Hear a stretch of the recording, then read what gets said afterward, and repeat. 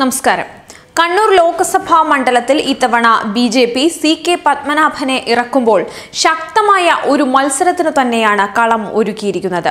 മുൻ ബിജെപി സംസ്ഥാന പ്രസിഡന്റ് കൂടിയായ പത്മനാഭന്റെ സ്ഥാനാർത്ഥിത്വം പ്രഖ്യാപിച്ചതോടെ പരമാവധി വോട്ട് നേടുക എന്നതിനപ്പുറം വിജയിക്കുക എന്ന പ്രതീക്ഷ കൂടി പ്രവർത്തകർക്ക് നൽകുന്നു. പത്മനാഭനും അതുതന്നെയാണ് പറയുന്നത്. UDFന്റെ കോട്ടയായ ഇരിക്കൂർ മണ്ഡലത്തിലാണ് ഇന്ന് പ്രചാരണത്തിനിറങ്ങിയത്. പ്രശസ്തമായ മാമാനം ദേവീക്ഷേത്രത്തിൽ ദർശനം നടത്തിയ ശേഷമായിരുന്നു പൊതുപ്രചാരണത്തിന് അദ്ദേഹത്തിന്റെ ഇറക്കം. ശ്രീകണ്ഠപുരം ടൗണിലെ ഓഫീസുകളിലും കടകളിലും ബസ് സ്റ്റാൻഡുകളിലുമെല്ലാം ഏറെ സമയം വിനിയോഗിച്ചുകൊണ്ടാണ് പത്മനാഭൻ വോട്ട് തേടിയത്.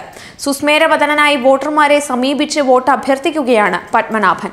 ബിജെപിയുടെ ജനകീയ മുഖം എന്ന് വിശേഷിപ്പിക്കപ്പെടുന്ന പത്മനാഭൻ LDF UDF സ്ഥാനാർത്ഥികൾക്കൊപ്പം തലയെടുപ്പുള്ള വ്യക്തിയാണ്. അതുകൊണ്ട് തന്നെ കണ്ണൂർ ലോക്സഭാ മണ്ഡലത്തിൽ തുല്യരുടെ പോരാട്ടമാണ് നടക്കുന്നത്. PK ശ്രീമതിയും K സുധാകരനും പ്രചാരണത്തിൽ ബഹുദൂരം മുന്നോട്ട് പോയപ്പോഴാണ് പത്മനാഭൻ മത്സരത്തിനിറങ്ങിയത് എങ്കിലും പത്മനാഭന്റെ പ്രചാരണ ശൈലി ജനങ്ങൾ നോക്കിക്കാണുകയാണ്. 2014 ലോക്സഭാ തെരഞ്ഞെടുപ്പ് 51,635 വോട്ടാണ് BJPക്ക് ലഭിച്ചത്. അന്ന് ജില്ലയ്ക്ക് പുറത്തുള്ള വ്യക്തിയായിരുന്നു കണ്ണൂരിൽ മത്സരിച്ചത്. എന്നാൽ തന്റെ രാഷ്ട്രീയ തട്ടകത്തിൽ തന്നെ മത്സരിക്കുന്നതുകൊണ്ട് BJPക്ക് വലിയ നേട്ടം ഉണ്ടാകും എന്നു തന്നെയാണ് രാഷ്ട്രീയ നിരീക്ഷകർ കണക്കാക്കുന്നത്. പ്രസംഗത്തിലൂടെയല്ല, പരമാവധി വോട്ടർമാരെ നേരിട്ട് കണ്ട് വോട്ട് ചോദിക്കുകയാണ് പത്മനാഭൻ. ശ്രീകണ്ഠപുരം കോട്ടൂർ സ്വദേശിയായ പത്മനാഭൻ ഇപ്പോൾ കണ്ണൂർ അഴീക്കോട്ടാണ് താമസം എങ്കിലും ജന്മനാട്ടിൽ വലിയ സുഹൃത്ത് ബന്ധങ്ങൾ കാത്തുസൂക്ഷിക്കുന്നുണ്ട്.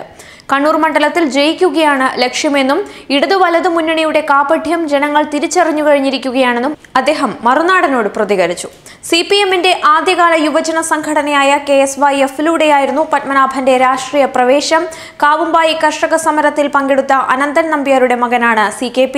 1967 ജനസംഘത്തിൽ ചേർന്ന് പ്രവർത്തിക്കുകയായിരുന്നു. 1969 RSSന്റെ പ്രചാരകനായി 2 സിനിമകളിൽ ജനപ്രതിനിധിയുടെ വേഷമിട്ടെങ്കിലും ഒരിക്കൽ പോലും ജനപ്രതിനിധിയായി തിരഞ്ഞെടുക്കപ്പെട്ടില്ല. 3 തവണ നിയമസഭയിലേക്കും 3 തവണ ലോക്സഭയിലേക്കും മത്സരിച്ചുവെങ്കിലും BJPയുടെ മുൻ സംസ്ഥാന പ്രസിഡന്റ് കൂടിയായ പത്മനാഭൻ അഴീക്കോടാണ് താമസം. 1980 BJP കോഴിക്കോട് ജില്ലാ ജനറൽ സെക്രട്ടറിയായും തുടർന്ന് 98 വരെ BJP സംസ്ഥാന ജനറൽ സെക്രട്ടറിയായും പ്രവർത്തിച്ചു. 98 സംസ്ഥാന പ്രസിഡന്റ് പദവിയും അലങ്കരിച്ചു. 2004 മുതൽ BJP ദേശീയ നിർവാഹക സമിതി അംഗമാണ്. 1969 തളി ക്ഷേത്ര സമരവുമായി ബന്ധപ്പെട്ട് കണ്ണൂർ ജയിലിലായി. 1970 ബംഗ്ലാദേശ് സമരത്തിൽ പങ്കെടുത്ത് തീഹാർ ജയിലിലും 1975 അടിയന്തരാവസ്ഥയ്ക്കെതിരെ സമരം നടത്തിയതിൽ 15 മാസം മിസ നിയമപ്രകാരം വിയൂർ സെൻട്രൽ ജയിലിലും തടവ് ശിക്ഷ അനുഭവിച്ചു. ശബരിമല ആചാര സംരക്ഷണത്തിനായി 10 ദിവസം തിരുവനന്തപുരം സെക്രട്ടേറിയറ്റിനു മുന്നിൽ നിരാഹാരം.